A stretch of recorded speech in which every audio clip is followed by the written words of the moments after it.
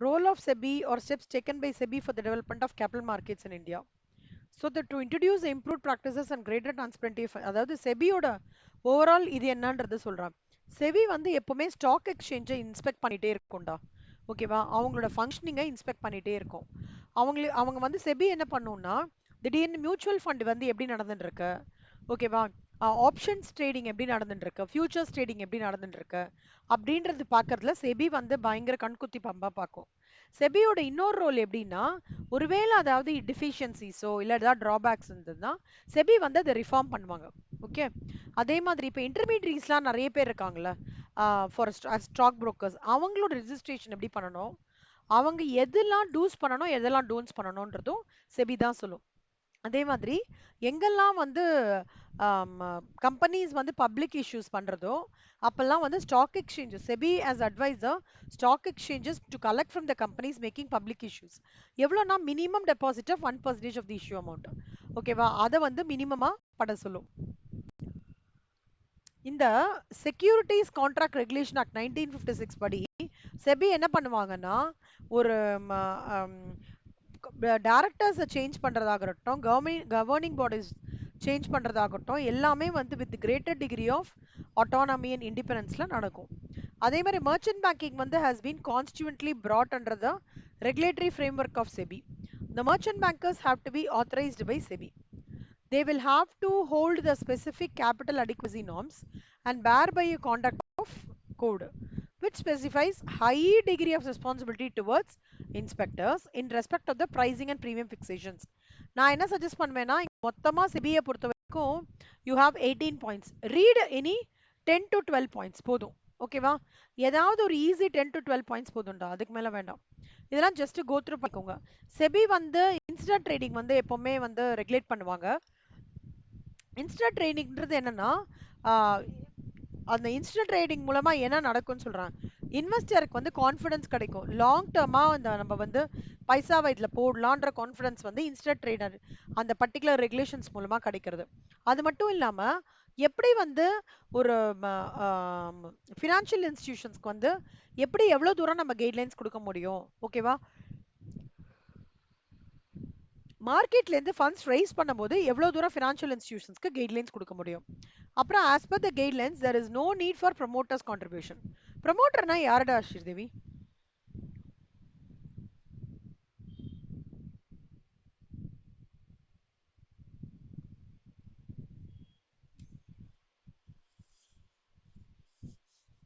சிவசங்கரி, ப்ரமோட்டர்னா யாருக்கணும்?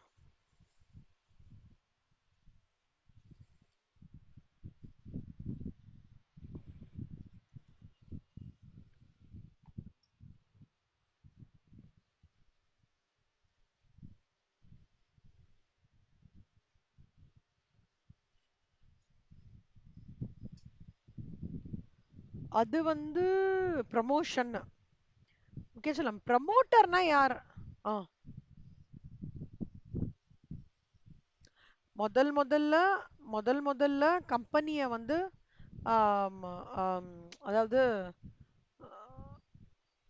என்ன சொல்றதா, கம்பெனிக்கு வந்து முதல்ல ஓகே இவ்வளவு பைசா வச்சு ஸ்டார்ட் பண்ணலாம்னு சொல்றாங்கல்ல, அவங்க தான் ப்ரமோட்டர்.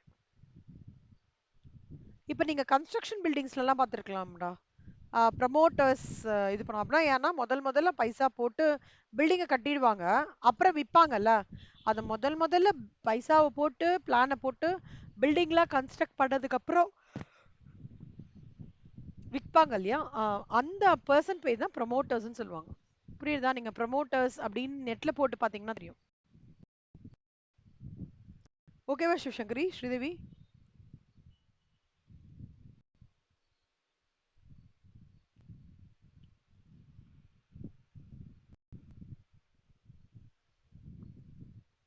ஒரு ப்ராஜெக்ட் ஸ்டார்ட் பண்ணும்போதோ நான் பைசா கொடுக்குறேன், ஓகேவா, நீங்க ப்ராஜெக்ட் ஆரம்பிங்கன்னு தைரியமா சொல்றாருல ஒருத்தர், அவர் தான் ப்ரமோட்டர். புரியுதா? நீங்க நிறைய இதை வந்து கன்ஸ்ட்ரக்ஷன் இண்டஸ்ட்ரியில கேள்விப்படலாம். இந்த மாதிரி ஒரு கன்ஸ்ட்ரக்ஷன் ஸ்டார்ட் பண்ணும்போது ஐடியாஸ் இருக்கும், பிளான் இருக்கும், பட் யாரும் முதல் போடுறதுக்கு வரமாட்டாங்க. அப்படி ஆள் முதல் போட்டு தைரியமா பண்றாருல, அவர் தான் ப்ரமோட்டர்னு சொல்லுவாங்க. ஓகேவா? ஸோ மெஜாரிட்டி இந்த ப்ரமோட்டர் வார்த்தை எங்க வரும் மேம் அப்படின்னு கேட்டானாக்கா, ஒரு கன்ஸ்ட்ரக்ஷன் இண்டஸ்ட்ரியில வரும். இல்ல ப்ராஜெக்ட் ஒரு லைவா ஒரு ப்ராஜெக்ட் இருக்கு, அந்த ப்ராஜெக்ட்டுக்கு ஃபண்ட்ஸ் இல்ல. அப்போ ஒரு கம்பெனி வந்து நான் இத பண்றேன், ப்ரமோட் பண்றேன். ஓகேவா? இந்த ப்ராஜெக்ட்ட நான் ப்ரமோட் பண்றேன். அப்படின்னு சொல்லும்போதெல்லாம் வரது ப்ரமோட்டர். ஓகேவா? The man behind the money for the development of the project. ஓகேவா? இந்த ப்ரமோட்டர் இமேஜ் கூட இருக்கும்டா, ஒரு நிமிஷம்.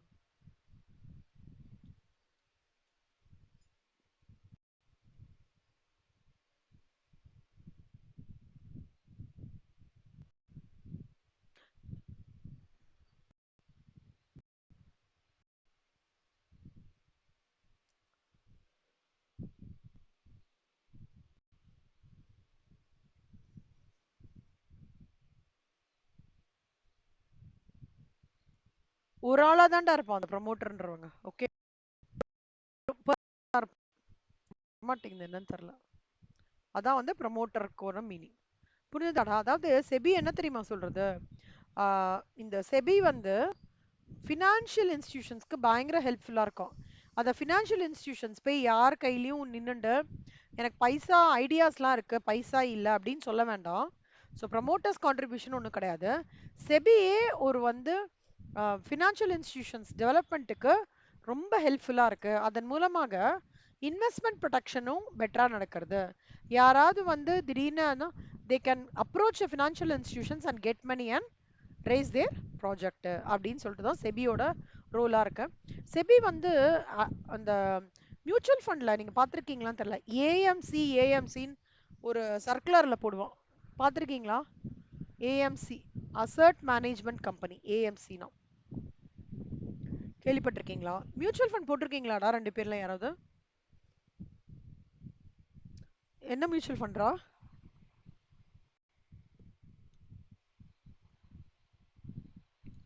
டக்குனு ஞாபகம் வரல. ஓகே, சிவசங்கரி நீங்க மியூச்சுவல் ஃபண்ட்ல போட்டிருக்கீங்களா கண்ணா? அடுத்த கம்பெனி ஜாயின் பண்ண உடனே முதல் சம்பளம் வந்த உடனே சரியா 2000 ரூபாய் எடுத்து சிஸ்டமேட்டிக் இன்வெஸ்ட்மெண்ட் பிளானிங்ல போடுங்க. சரியா ஸ்ரீதேவி சிவசங்கரி?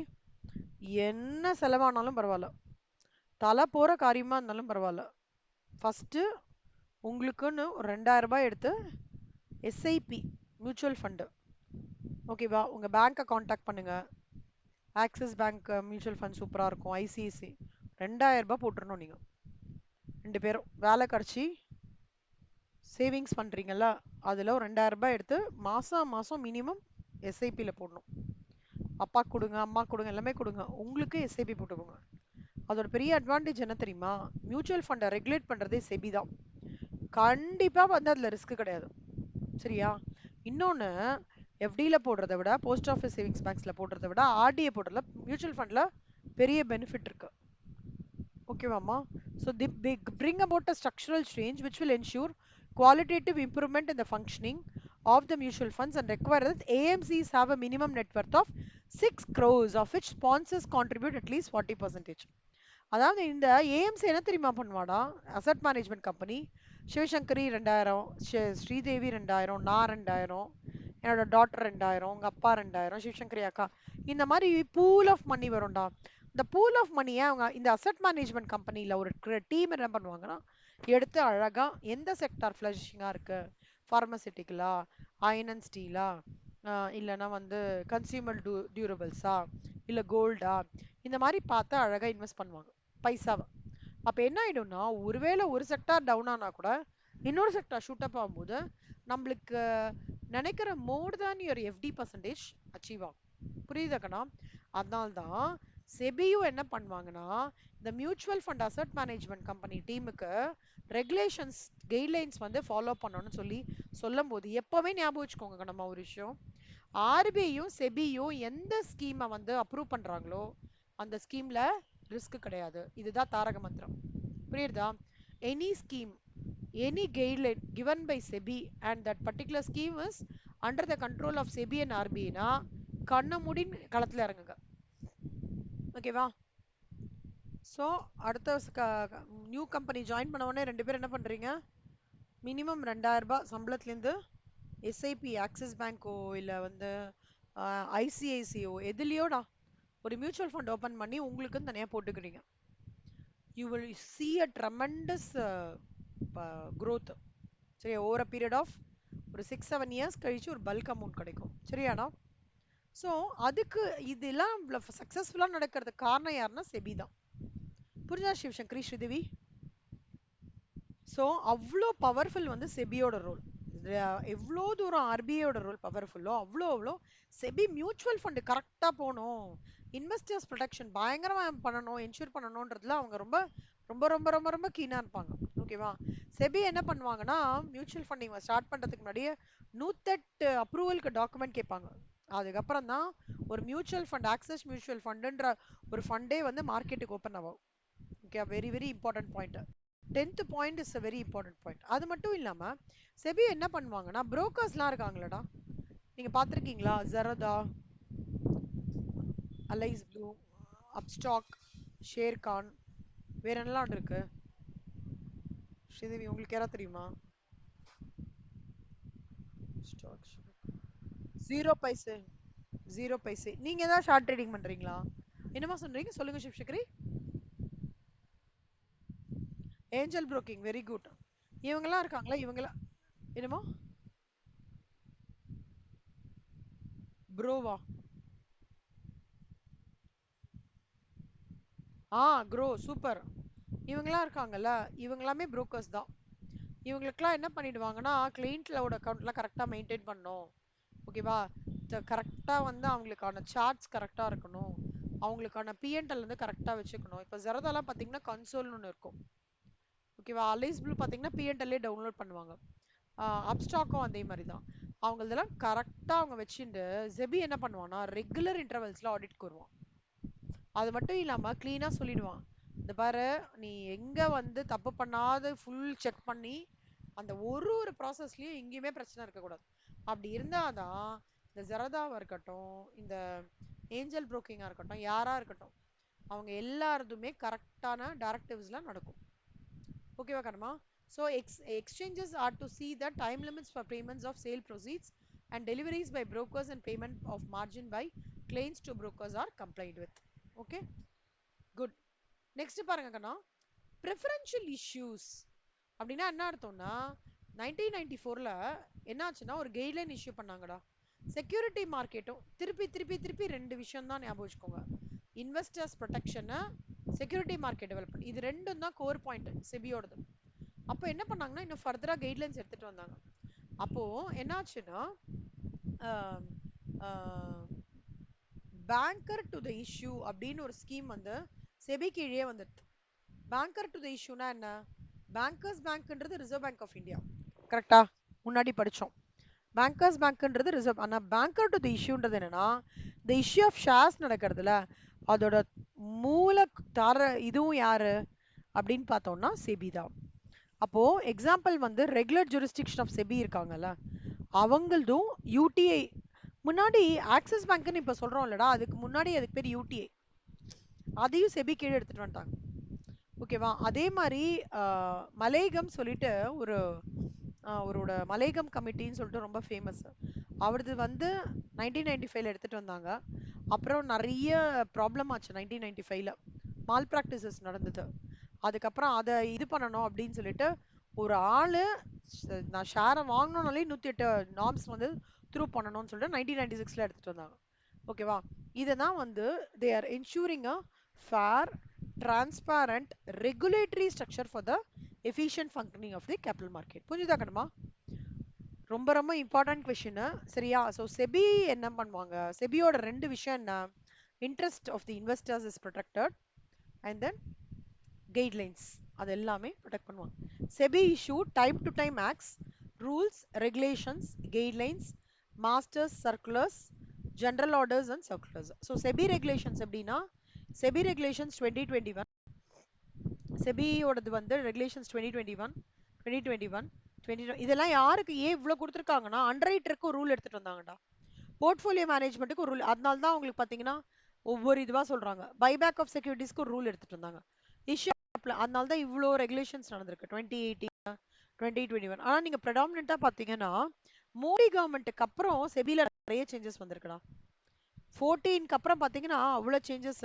டெபாசிட்ரி ஆகட்டும், இஷ்யூ ஆஃப் கேபிட்டலாக இருக்கட்டும், செட்டில்மெண்ட் ப்ரொசீடிங்ஸாக இருக்கட்டும், ஓகேவா, நிறைய இது மூடி வந்ததுக்கு அப்புறம் நிறைய சேஞ்சஸ் வந்து எடுத்துட்டு வந்திருக்காங்க. இதெல்லாம் வந்து just you will have to go through கண்ணா, அவ்வளவுதான். செபி ரெகுலேஷன்ஸ்ன்றது ஜஸ்ட் கோ த்ரூ பண்ணிக்கோ, சரியா? அது அடுத்தது capital market. What comes to your mind if you hear the word capital market? Any idea?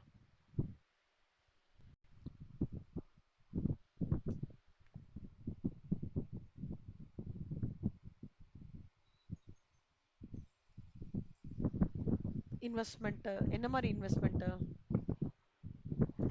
Equity share capital, equity shares and debentures.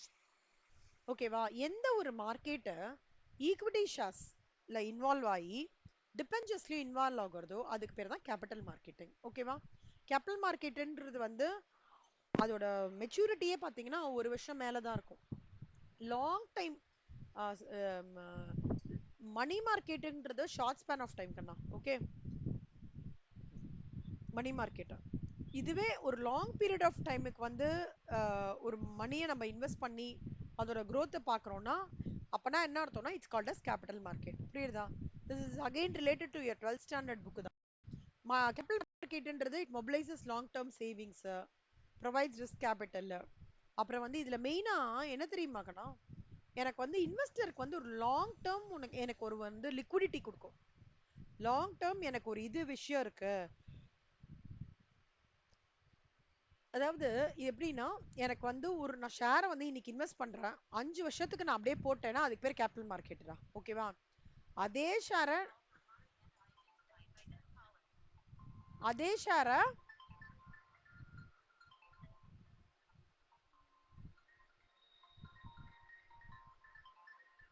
அதே ஷேரை நான் வந்து ஒரு ஷார்ட் ஸ்பேன் ஆஃப் டைமுக்கு போட்டேன்னா அதுக்கு பேர் மணி மார்க்கெட். புரியுதா? அதுல இன்சூரன்ஸ் ஆகி மார்க்கெட் ரிஸ்கா இருக்கலாம். டிரைவேட்டிவ் ட்ரேடிங் கேள்விப்பட்டிருக்கீங்களா? டிரைவேட்டிவ்ஸ்னு சொல்லிட்டு ஒரு கான்செப்ட் இருக்கு. அது என்ன கான்செப்ட்னா ஆப்ஷன்ஸ் ஃபியூச்சர்ஸ்னு சொல்லுவாங்க ஷேர் ட்ரேடிங்ல. அதாவது நாளைக்கு இந்த ஷேரோட பிரைஸ் ஏறும்னு நினைச்சுட்டு நான் ஒரு ரைட் ஏறும்னு நினைச்சுட்டு ஒரு ரைட்டை நான் வாங்குறேன்னா அதுக்கு பேர் ஆப்ஷன்றான். ஓகேவா? நாளைக்கு இதே ஷேர் வந்து நான் ஏறும்னு நினைச்சுட்டு ஒரு ஃபியூச்சர்ஸ் வாங்குறேன்னு வச்சுக்கோங்களேன். ஒரு ஃபியூச்சர்ஸ் அதுக்கு அதாவது இன்னைக்கு இன்னைக்கு விலை வந்து 400 ரூபாய், அதோட ஷேரோட விலை வந்து 400 ரூபாய். ஸோ அந்த மாதிரி சர்க்கம்ஸ்டான்சஸ்ல என்ன ஆகும்னா ஒரு 1000மோ இல்ல 2000மோ 3000மோ இருக்குன்னு வச்சுக்கோங்க ஷேர் பிரைஸ். அந்த மாதிரி சர்க்கம்ஸ்டான்சஸ்ல அது வந்து இன்க்ரீஸ் ஆகும். விலை இன்க்ரீஸ் ஆகும்போது நான் அந்த ஃபியூச்சர்ஸை வாங்கி போட்டேன்னா பெரிய ப்ராஃபிட் கிடைக்கும். ஆனா இதுல அகைன் நம்ம பார்த்து வாங்கணும், இல்லைன்னா ப்ராப்ளம் ஆயிடும். அந்த மாதிரி விஷயத்துக்கு ஒரு கைடன்ஸா ஒரு கார்டினா இருக்கிறது தான் கேபிட்டல் மார்க்கெட்டோட நார்ம்ஸ். இங்கேயும் செபி இன்டர்வென்ட் பண்ணுவாங்க கண்ணா, சரியா? ஸோ இது வந்து பேசிக்கா என்னன்னா ஒரு ஈக்விட்டி அண்ட் டெட் இன்ஸ்ட்ருமெண்ட்டோட இன்டகிரேஷன் நடக்கிறது இல்ல, அதை தான் கேபிட்டல் மார்க்கெட்னு சொல்லுவாங்க. ஓகே, அப்புறம் வந்து இப்போ வந்து இதுல கான்ஸ்டியூட் ஆஃப் கேபிட்டல் மார்க்கெட்ன்றது நிறைய இருக்கு. அப்படின்னா வந்து ஒன்று வந்து investment trust, specialised financial institutions, insurance company, securities market, இதெல்லாம் இருக்கு. ஓகே, இன்வெஸ்ட்மெண்ட் ட்ரஸ்ட்ன்றது வந்து they collect savings from the public and invest that amount in industrial securities, அது Tata Investment trust. Specialised financial இன்ஸ்டிடியூஷன்ஸ்ன்றது IFCI, Industrial Financial Corporation of India. Insurance கம்பெனின்றது வந்து they collect, insurance தெரியும்லடா, LIC policy எடுத்திருக்கீங்களாடா ரெண்டு பேரும்? ஓகே, சிவசங்கரி நீங்க கண்ணா?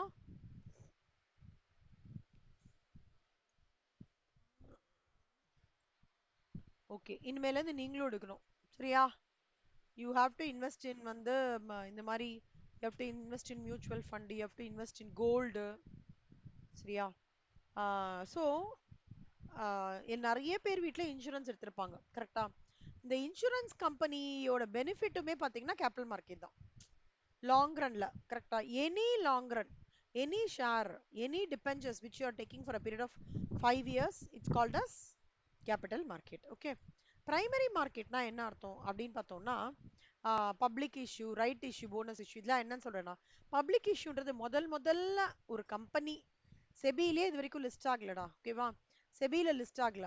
நான் முதல்ல செபியே இந்த கம்பெனியை வந்து லிஸ்டிங் எடுத்துன்னு வரலாம்னு நினைக்கிறாங்கல்ல, அதை தான் என்ன சொல்லுவாங்கன்னா ஐபிஓ, இனிஷியல் பப்ளிக் ஆஃபர், தமிழ்லயே அப்படியே சொல்றான் சரியா. அதே மாதிரி ரைட் இஷ்யூனா என்ன அர்த்தம்னா கம்பெனி தன்னோட கேபிட்டல் இன்க்ரீஸ் பண்றதுக்காக, ஓகே, கம்பெனி வந்து ஷேர்ஸ் இஷ்யூ பண்ணும்போது தன்னோட கம்பெனி மெம்பர்ஸ்க்கே ப்ரிஃபரன்ஸ் கொடுக்குறாங்கன்னு வச்சுக்கோங்களேன், அதுக்கு பேர் என்னது ரைட்ஸ் இஷ்யூ.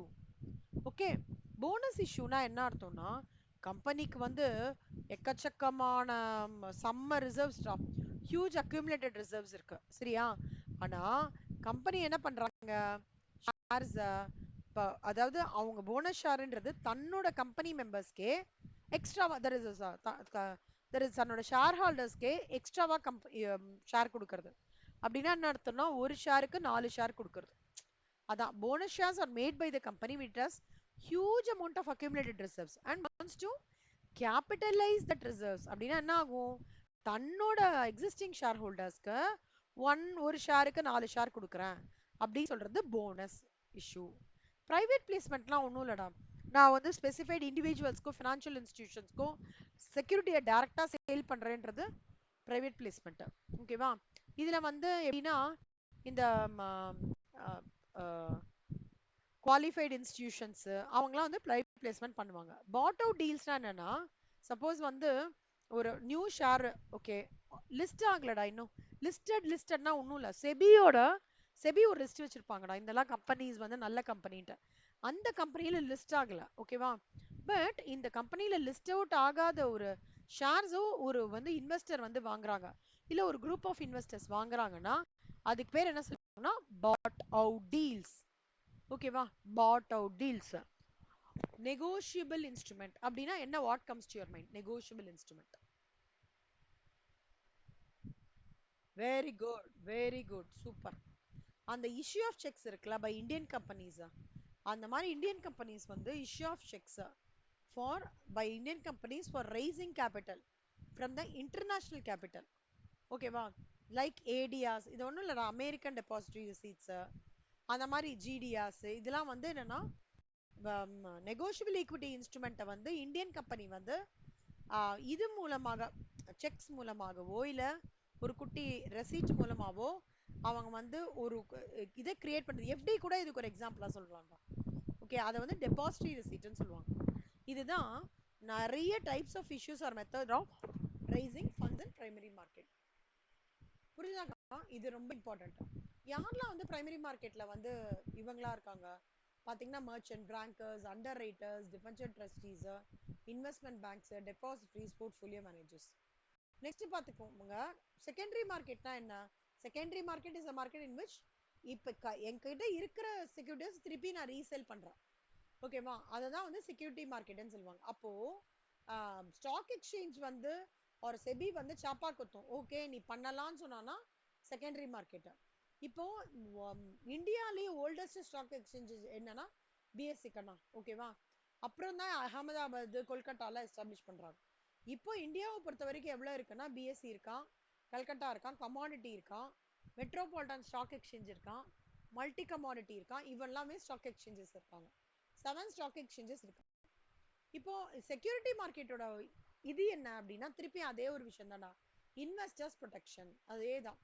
நீங்க உங்களுக்கு ஹோம்ஒர்க் என்னன்னா பிரைமரி மார்க்கெட்டும் செகண்டரி மார்க்கெட்டையும் நல்லா படிச்சுட்டு நெக்ஸ்ட் கிளாஸ்ல ஒரு டிஸ்கஷன் செஷன் மாதிரி வச்சுக்கணும். ஓகேவா கண்ணமா. ஸோ இதோட நான் முடிக்கிறேன் இன்னைக்கு. ரொம்ப இம்பார்ட்டன்ட், உங்களுக்கு இங்க படிக்க முடியலையா 11th புக் எடுத்துக்கோங்கடா, இல்ல 12th புக் எடுத்துக்கோங்க, அதுல இருக்க பாயிண்ட்ஸ் அப்படியே இங்க ரிப்பீட் பண்றோம், அவ்வளவுதான். ஓகேவா கண்ணமா, சூப்பர். நாளையில இருந்து நம்ம ஆஸ் யூஷுவல் வச்சுக்கலாம்டா 10:30. நாளையில இருந்து 2 மணி நேரம் கிளாஸ் வச்சுக்கலாம்னா 10:30 to 12:30, இல்ல முடிஞ்சா 1 வரைக்கும் அப்படியே. So I will try to complete it at the earliest. முடிச்சிட்டோம்னா இது எல்லாமே தீர்னா அதுக்கப்புறம் we will getting into a very interesting chapter called as interesting chapter called as ratio analysis. இந்த ஒரு சாப்டர் மட்டும் தான் உங்களுக்கு எல்லாமே என்ன சொல்றது தியரி அந்த மாதிரி இருக்கும். ஆனா இதெல்லாம் நீங்க வந்து பேங்க்லயோ இதுலயோ படிச்சதுதான். அப்புறம் மணி மார்க்கெட்ல கால் மணி இதெல்லாம் நீங்க படிச்சிருப்பீங்க கண்டிப்பா. ட்ரெஷரி பில், அப்புறம் கமர்ஷியல் பில்ஸ், 180 days பில், எல்லாமே அதை பத்தி படிப்போம்.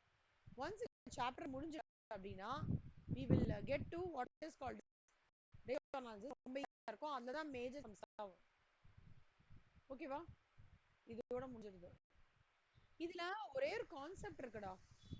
அதாவது ஒரு காமர்ஷியல் பேப்பரோ ட்ரெஷரி எல்லாத்துக்கும் ஒரு ஒன் லைனர் மாதிரி போதும். அதுலேருந்து நீங்க ஈஸியா வந்து பிக் பண்ணிடலாம். ஓகேவா?